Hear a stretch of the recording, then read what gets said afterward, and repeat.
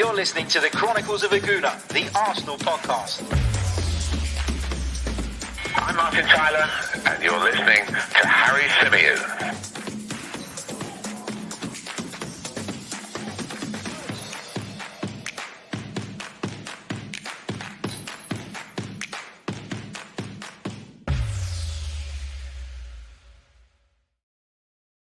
Hello and welcome back to another live edition of the Chronicles of a Gooner, the Arsenal podcast, brought to you by 90 Min. As ever, I'm your host, Harry Symeou, and on this edition, we're going to be reacting to Arsenal's 4-1 win over Millwall in their third pre-season friendly of the summer. We're going to be discussing some individual performances.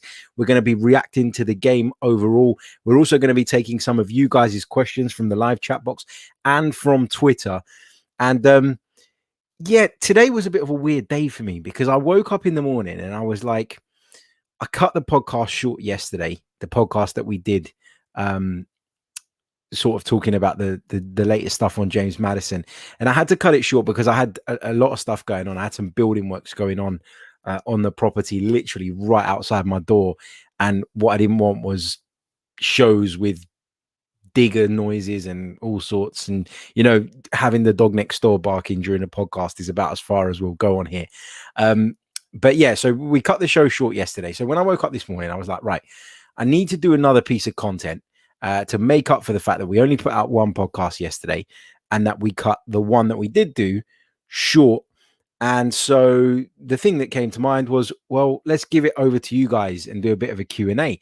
But I had no idea at the time when I woke up this morning at about 7 o'clock that Arsenal were going to be playing a pre-season friendly. Now, of course, Arsenal had to pull out of the Florida Cup due to some COVID cases within the travelling party.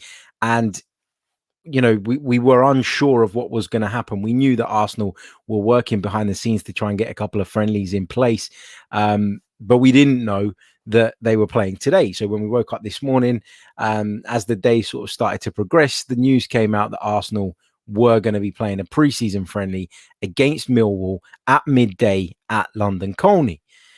And so that kind of shifted the focus of the show, right?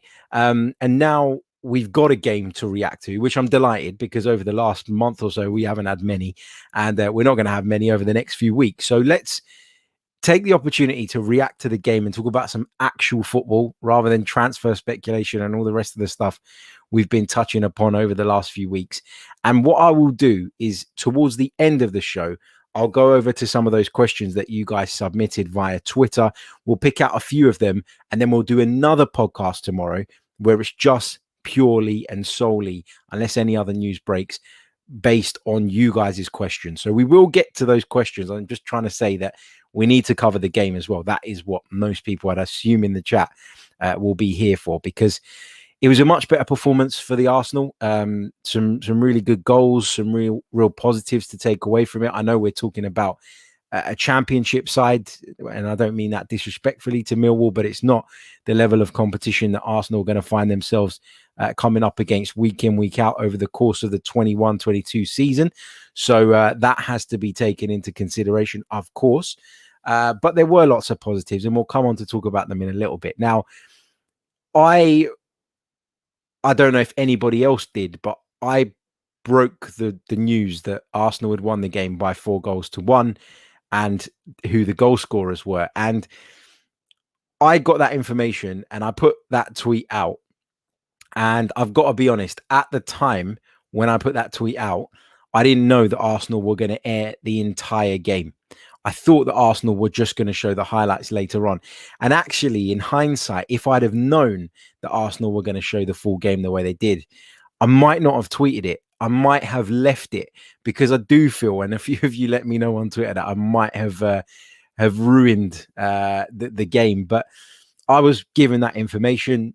To my knowledge and understanding, I thought that the club were just simply going to put out a highlights reel off the back of it, just sort of condensed into a couple of minutes. And so I thought people would want to know. I thought people would want to know right away that Arsenal had won the game by 4-1 and who the goal scorers were. Now, again, I'm not sure if anybody else put it out. So I'm not saying that I was the only person that knew. But judging by how mad that tweet went, and I didn't think it was ever going to go that bloody mad.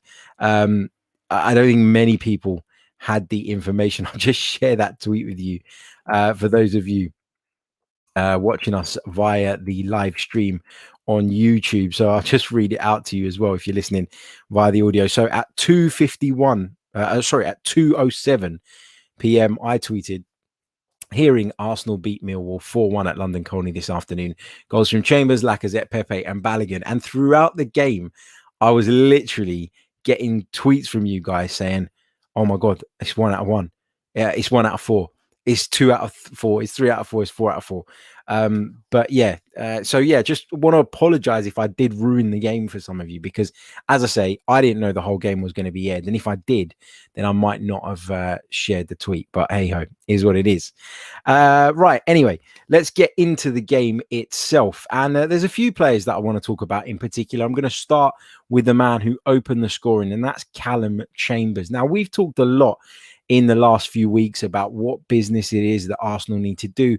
And I've repeatedly said that right back for me is not at the top of the list in terms of priorities. I think there are other positions Arsenal must address before turning to the right back slot.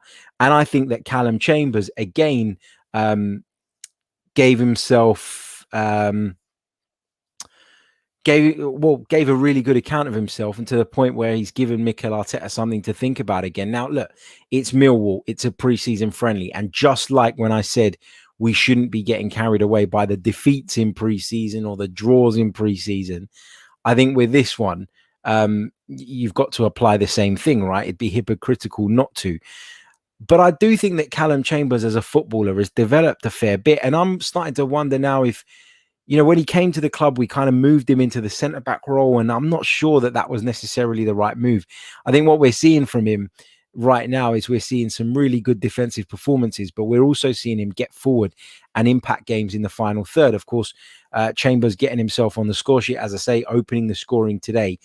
But it's very different. It's a very different Callum Chambers, and he's looking really sharp and really strong physically.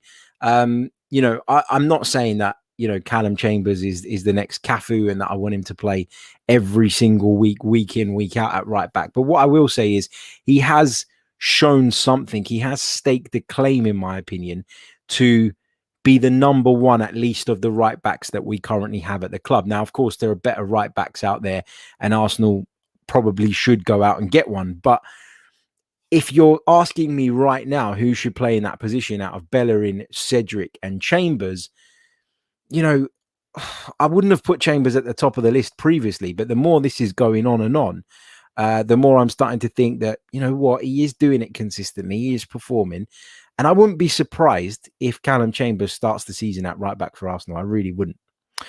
Let me just quickly address this question in the chat from John Knott, who says, is the show nominated for an FCA? That's, of course, the Football Content Awards. So I haven't actively pushed people or prompted people or asked people to vote for me in the FCAs, but we have had a few votes. I've seen them on Twitter.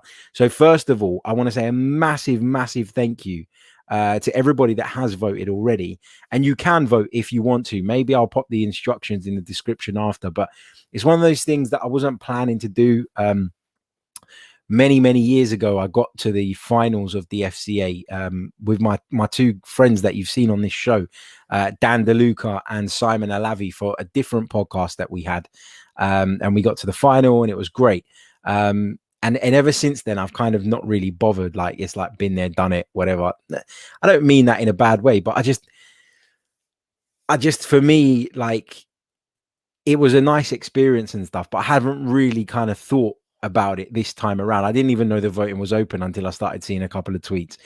So I do really appreciate the people that have already voted. I can see lots of you in the chat saying that you will vote. So I tell you what, on the next video we do, the next podcast we do tomorrow, I'll give you guys the full instructions on how to do it, and I'll put it in the description. And yeah, of course, any votes are appreciated. But listen, for me, the most important thing is that you guys are here watching and listening to the shows, And I don't need an award to know that this show is going from strength to strength. And I don't need an award to know that I've got one of the most supportive subscriber bases out there. So thank you all so much. And we will, seeing as there's a few people that want to get involved, we will put the details in the next show, and we'll discuss it a little bit more in detail about how you go about doing it. But let's get back to the game against Millwall. So I've talked about Callum Chambers and how I thought he had another very tidy game, another good performance. The thing that impresses me the most about Callum Chambers, and I'm not basing this on today, I'm basing this on the back end of last season, is the physicality and the athleticism that I didn't really think Callum Chambers had in him, if I'm completely honest. He seems to get up and down the pitch really, really easily. And what he gives you, because of his maybe understanding of playing as a centre-back as well at various points in his career, or as a central player in midfield, I think what he does give you is he gives you that ability to, at times, look at the situation and say, well, Kieran Tierney's gone, and so I need to tuck in and become part of the back line as opposed to going forward. I think the fact that he's quite comfortable doing that actually fits into this system quite well. And there were some tactical things I noticed from Mikel Arteta's Arsenal today that we're going to talk about in just a second that have been carried over from last season. But I think what you're seeing now is they're becoming a little bit more evident and a little bit more obvious. And I think Mikel Arteta's team selections, where we've kind of at times sat down and gone, why has he done this or why has he done that, have actually been geared to this philosophy, if you like, or this style with which he wants to play. Now, there'll be people that disagree with it, of course.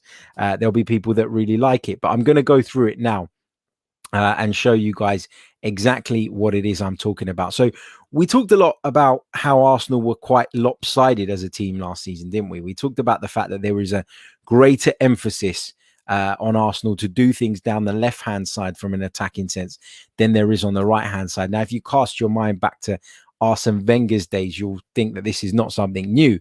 Arsenal were always a little bit like that, weren't they? Ashley Cole coming down the left with Robert Pires there, and of course Thierry Henry often pulling out to that left flank as well. There really, really was an emphasis on the left-hand side, and I think you're seeing that again now with Arsenal, and I'll explain why. Now, on paper, this is how the team lined up today. Let me just make this full screen for you guys so you can see it as clearly as possible. So on paper, this was how Arsenal lined up. It was a Okonkwo in goal. It was a back four of Chambers, Holding, Pablo Mari and Kieran Tierney. In midfield, it was Mohamed Elneny alongside Thomas Partey, with Emile Smith-Rowe sporting his brand new number 10 shirt. Pepe from the right. It looked like Nketiah was playing from the left and Aubameyang was the central striker. But that's not quite how it panned out when Arsenal were in possession. And the key man in this is whoever plays on the left side of that double midfield pivot. And in this case, it was Mohamed Elneny. Now, we talked a lot about Granit Xhaka last season and how he did this role really, really well. And it quite struck me quite early on in the game how much Elneny was pulling out to the left-hand side and picking up the ball in the left-back area. Now, that is something that you will see Arsenal under Mikel Arteta do very, very frequently. And what that does is that gives Kieran Tierney the license to bomb down that left-hand side, which we all know he is so good at. Then you just see things become a little bit more narrow in the heart of the defense, and Callum Chambers, as I've just mentioned, being able to tuck in as well and make it a little bit more solid for Arsenal in that sense. Now, when Elneny vacates that space in the midfield, the onus now is on Thomas Partey to drift slightly more infield from his slightly to the right position and get in the middle of the park and start to control things. You'll see Emile Smith-Rowe drop that little bit deeper just to provide Thomas Partey with that extra bit of support. And as a result of Kieran Tierney going down the left-hand side, what you will see is Aubameyang and Nketiah almost becoming something more like a front two. So when Arsenal actually have the ball and actually look to attack a team, it looks more like we're playing a 4-2-4. That isn't the case, of course, when we're without the ball, but it's a way of Arsenal really, really trying to kind of shapeshift in game in a way that makes them effective. And this allows Arsenal you'd feel, to get more bodies in the penalty area. Now, those of you who have watched the shows we've done in the past with Adrian Clark will know how spot on his analysis is. And he picked this up, didn't he, during the stream of the game. He talked a lot about how Arsenal had struggled last season to flood bodies into the penalty area. And that was a big issue for the Gunners. And he was quite pleased to see that actually Arsenal are doing that a lot more regularly now and a lot more sort of efficiently, effectively. And that should lead to Arsenal scoring more goals. So it's great to see that. But this is where, as fans, we have to be quite careful because, you know, we looked at the starting 11 many times last season and went, oh, why is Aubameyang playing from the left? Or why is this player playing from the left? And I think we have to understand and we have to realize that in Mikel Arteta's system, whoever does play from that left-hand side, the left-hand side of the front three, is being asked to essentially become a striker, a centre forward when Arsenal have possession. So that player needs to be the right player for that. And that's why Mikel Arteta went with Aubameyang so often there. It's probably why he looks at somebody like Gabriel Martinelli and thinks that is, that is a suitable player to kind of do that job as well. It was a little bit difficult, though, for Arsenal to really implement that towards the back end of last season because of how many times we were without Kieran Tierney. Now, if you don't have a left back capable of getting up and down that flank, then all of that goes out the window. It's a machine where all the parts need to connect and all the parts need to work cohesively for you to get that end result. So Mikel Arteta is building towards that. That's what he wants to see. Whoever the left winger is meant to come in field and join up with Aubameyang as a second striker. You're meant to have one of your midfielders drop into a slightly deeper area as part of the defense to give Kieran Tierney that license to go forward, and then Thomas Partey shift into a more central position. Now, that is largely why the fact that he does drop that midfielder deeper is largely why Arsenal have been better defensively under Mikel Arteta, right? Because he leaves an extra body back. That's an extra body that Arsene Wenger nor Unai Emery would have left back.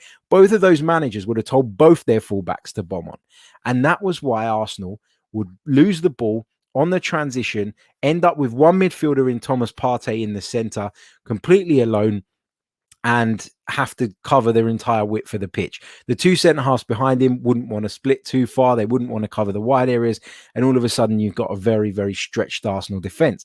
However, by having that extra body, it allows Mohamed Elneny to then step out into that midfield and help Thomas Partey or whoever it is when that turnover happens and Arsenal become a more solid defensive unit. You've got an extra line of defence there. And what that does in an attacking sense, as I've already explained, is it allows us to get extra bodies in the penalty area, get people closer to our centre forward. And once Pepe comes in from the other flank as well, I think Arsenal can start to really flood the penalty area with attacking players. And that is really, really key because it's not something we did enough of at all last season. Let's say a big thank you to Syed Abdullah for your very, very kind super chat donation. Syed, thank you so much, man. Really, really appreciate it. Really, thank you so much, man. Don't know what to say. Big hello to She Knows Arsenal as well. Get over and check out Jess's channel. It's fantastic. Please do head over there and give Jess a subscribe as well. I'm sure you'll be seeing her over here on the Chronicles of a Gooner very, very soon as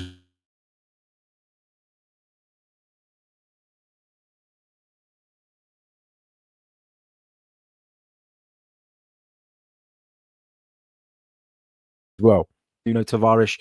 But what Nuno Tavares does is he gives Arsenal the ability to replace Kieran Tierney when he is not fit and he is not available. And we know, don't we, as Arsenal fans, that is going to happen at some point over the course of the season.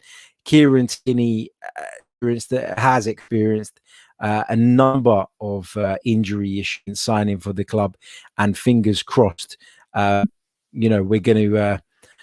we're going to have him fit for as many games as possible. But, to have a capable deputy in Nuno Tavares who a lot of the same qualities, i.e. can get them down, is very physical, is very quick, etc., is obviously a massive, massive help for Arsenal moving forward. I can see some of you saying in the comments that there's a little bit of a lag on the stream. I've got no bloody idea why.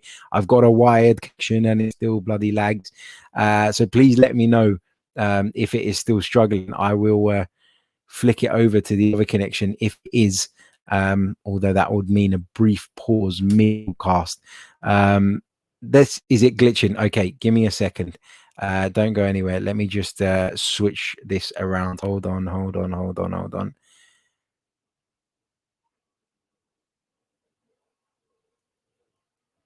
There we go. Is that any better? Let me know. Hopefully it improves. But I've switched to the other connection. Nightmare.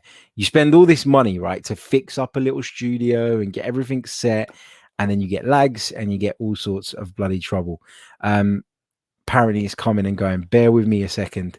Let me see what I can do. Afterling says it's better. Nishith says it's better. Patrick says it's better. Okay, cool. Let's carry on then. And apologies, as I say, I don't know what's going on. And it's sod's law that my internet works absolutely fine all day and all night, apart from when I want to do a live show. So yeah, having Nuno Tavares, as I was saying, has really helped Arsenal, or will really help Arsenal in terms of being able to make sure that we do have somebody who can come in and do that same job in the event that Kieran Tierney's not available. Now, am I saying he's as good as Kieran Tierney? No, I'm not saying that.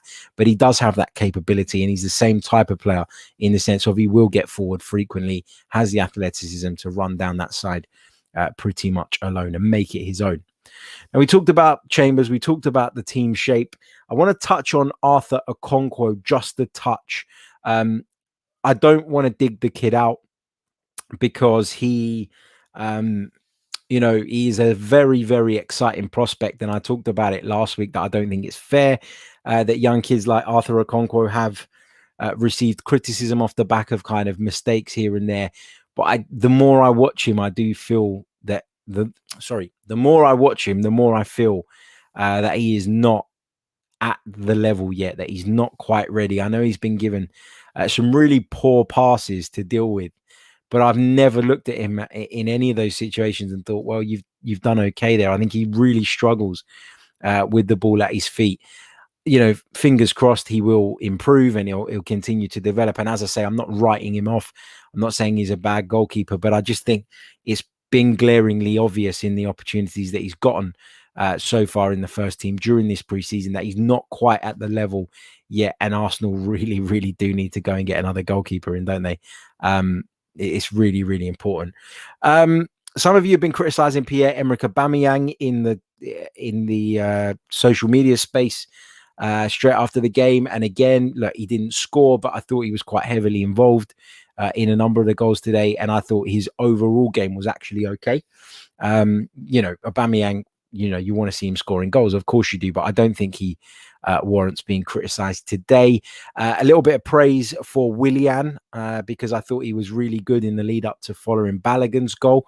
And, we spend a lot of time, don't we, talking about Willian's faults and the disappointment of Willian, etc., etc. But I thought he did really, really well. And that was the kind of Willian that we've been crying out to see from the day he joined the football club. But it was good to see him at least get involved in that moment and play a nice 1-2 and then play a really well-weighted pass through for Balogun to take around the goalkeeper and slot home.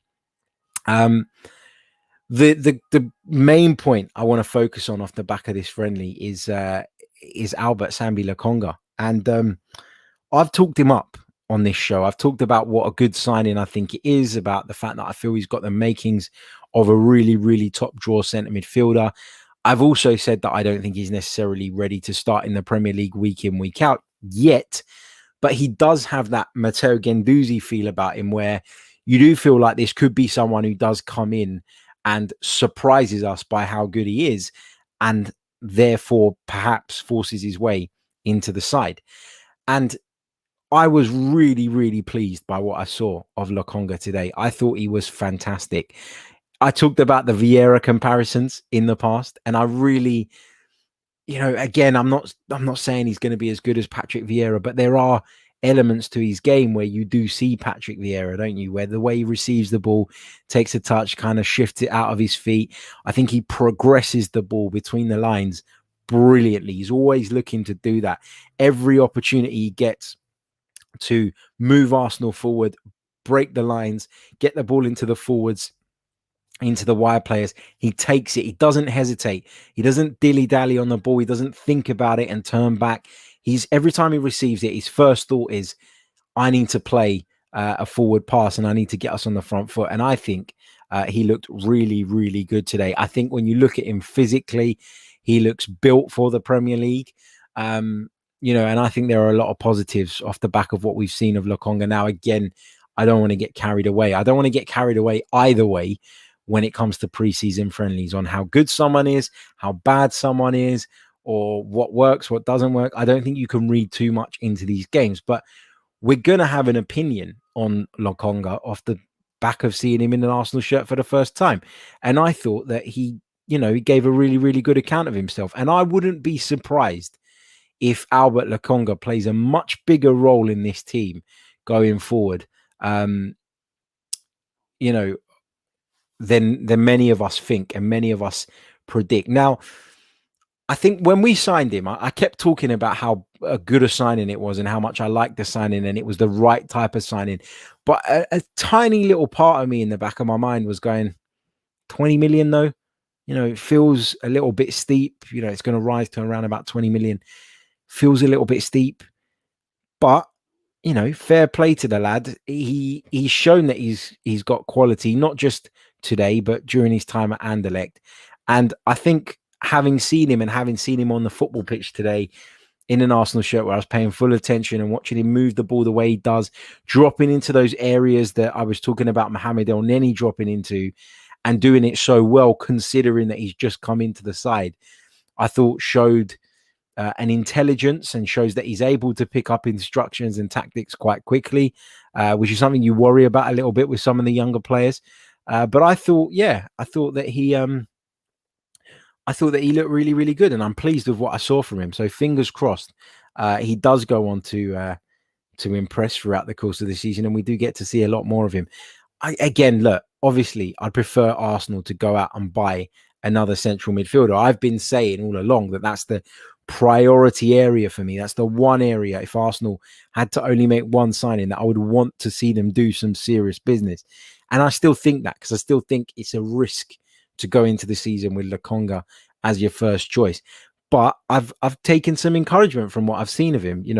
As you guys are saying, it is one game, and you've got to remember that when coming to your kind of conclusions and making your judgments.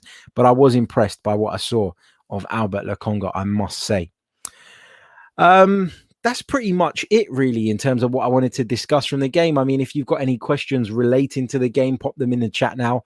Put a little Q at the beginning, and I'll pick some of those out, and then we'll take a couple of Twitter questions. And as I say, we'll spend the full show tomorrow going through those Twitter questions, because if you've joined us late, when I put the tweet out asking for those questions, I had no idea that Arsenal will be playing in a friendly today. And that has obviously taken precedent. Q&As we can do anytime. But obviously, when there's been a match, we need to react to it. So get your questions, your match-related questions in the chat box. I'll pick out a few of those.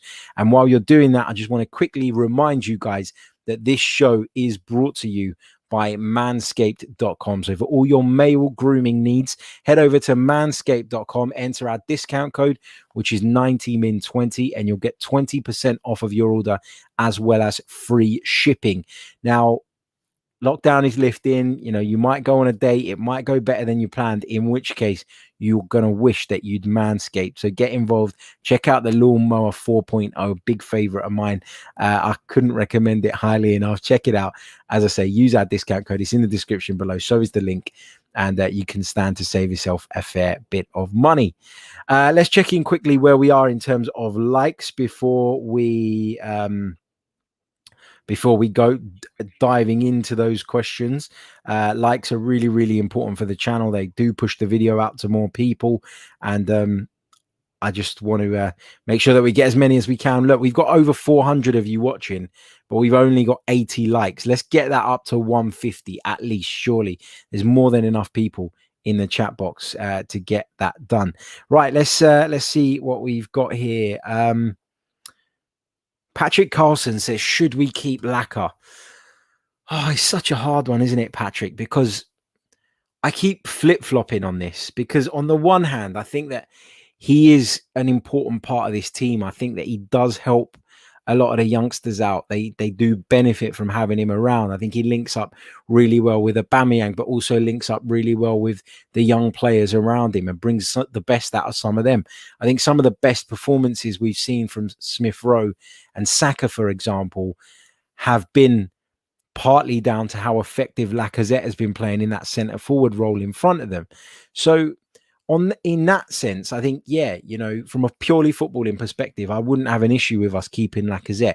But then the kind of business side makes you think otherwise. You look at this player who is at a point in his career now where he isn't going to go for mega money because of the age he's kind of approaching.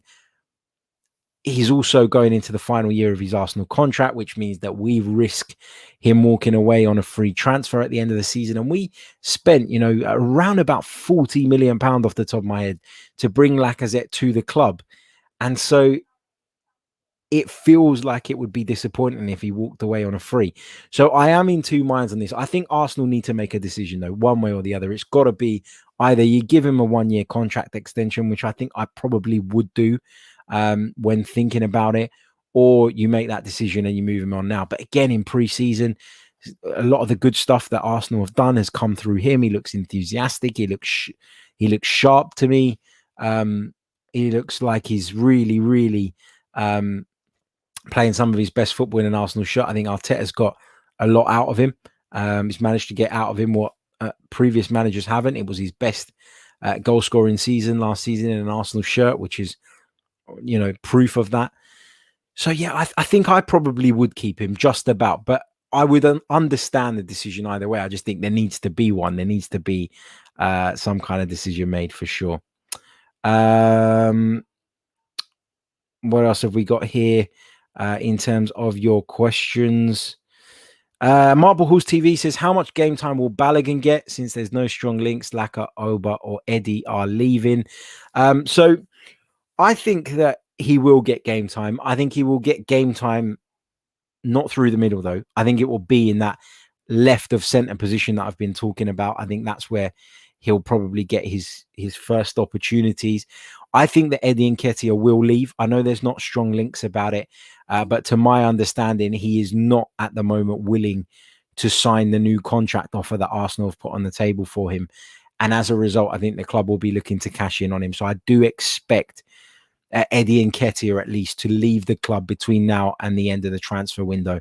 That's my personal opinion based on what I've heard. But yeah, let's see. Let's pick out a couple more of these as well. A couple of you sort of giving Aubameyang a hard time in the chat box. Ram says Ramsdale or Leno. For me, burn Leno. That's why I can't get my head around this Aaron Ramsdale thing. The latest reports are suggesting that we didn't offer 30 million and that we were nowhere near that, and it's more like 18 million with some add-ons that would take it up to about 23, 24 million. But again, it's so difficult during the transfer window to make sense of a lot of situations because there are contradictory reports about certain subjects everywhere you bloody turn. So you got to take things with a pinch of salt. But I did think that it was a bit crazy, the 30 million pound price tag. And so on that basis, I wouldn't be surprised if that report is true, and it is the case that Arsenal haven't offered anywhere near 30 million pounds yet. Let me take a couple more of your questions. Vishal says central attacking midfield is a really tricky position to sort out. If we sign Maddison, we hinder Emil Smith-Rowe's growth, but then again, it makes no sense spending 60 million pounds to bench him. Thoughts? I don't think we're going to sign James Maddison now. What I've kind of heard over the last couple of days have really changed my mind on the viability of this deal and how possible it really is. I was at the beginning a little bit skeptical about how much it was going to cost. And then over the last few days, I kind of talked myself into the idea that bringing James Maddison to the club would be fantastic and Arsenal should do it. And they should especially do it if they would be able to kind of lower that price tag by offering a couple of fringe players that maybe are of interest to Leicester City as a part of the deal, as a sweetener to reduce that transfer fee. But, David Ornstein doesn't expect it to happen. And I know he's not always right, but he's normally got a good idea. And I don't know. I don't know. I think there are so many positions Arsenal need to address.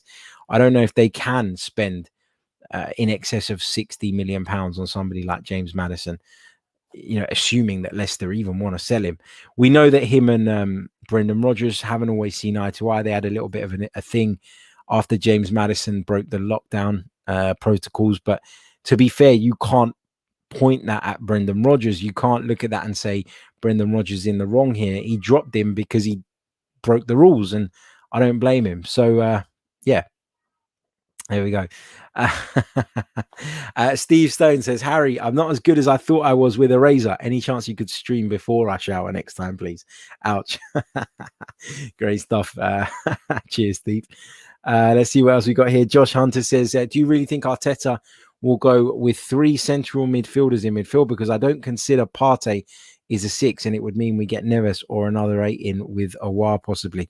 I think that he will bring in another midfielder, but I don't necessarily think he's going to play a 4-3-3. I think it will more often than not still be a 4-2-3-1, which is what I showed you guys on the screen a little bit earlier, because I think it gives him that ability to shift the shape as I described. So I don't think it will be a 4-3-3. I think it will be a 4-2-3-1. So the 2-man pivot with the creative player playing in that more advanced role. I do think, though, Arsenal are going to bring in another midfielder. I really, really do. Who it's going to be right now, I couldn't bloody tell you. What else have we got here? Ram Prasad says, reports say that Odegaard might leave Real Madrid. Let's wait. Yeah, talked about that a little bit yesterday, that Martin Odegaard is still somebody that Arsenal would really, really like to sign. And they will be keeping an eye on that right until the very last minute. Real Madrid have played hardball on this, and they've gone on and on about the fact that they don't want to let him go and he's part of the future. But we know what the situation is at Real Madrid. We know that they need money. We know that they may be looking to finance some really sort of glamorous deals, if you like, and that's kind of what Real Madrid do, isn't it? They've signed Galacticos and they bring them to the club and they spend vast amounts of money. And I think Martin Odegaard, selling him for around about 40-45 million would go a long way for Real Madrid in this transfer window, given the situation many clubs find themselves in financially off the back of the pandemic, and the fact that they as a football club are just in desperate need for the money. You can't rule this one out. You really can't. Let me just pick up a couple more bits. Some of you asking about Ben White, and we spoke about it yesterday. There are claims doing the rounds that he will undergo his medical next week. There's been some reports as well suggesting that Ben White has returned from holiday early in order to complete his move to Arsenal. I think that is the case, and I think probably by Thursday, the latest, Thursday or Friday, the latest, I think we'll have an announcement on that one. But from what I've been told, by all accounts, that deal is done. Ben White is a Gooner. It's just a matter of time before we see him pictured in the shirt at London Colney and at the Emirates Stadium.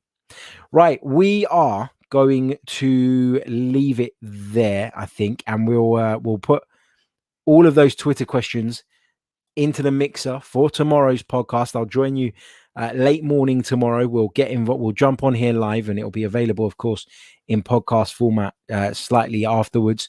And we'll just spend the whole entire time going through you guys' Twitter questions, because I know there are loads there. We'll pick out some of the best ones and ramble through them. I'll give you some info tomorrow on how you can vote for us in the FCAs if you'd like to.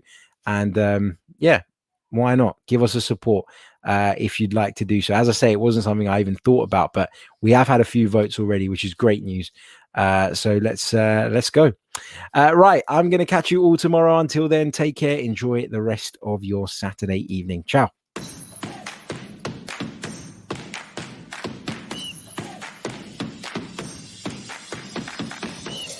You're listening to the Chronicles of a Gooner, the Arsenal podcast. I'm Martin Tyler, and you're listening to Harry Symeou.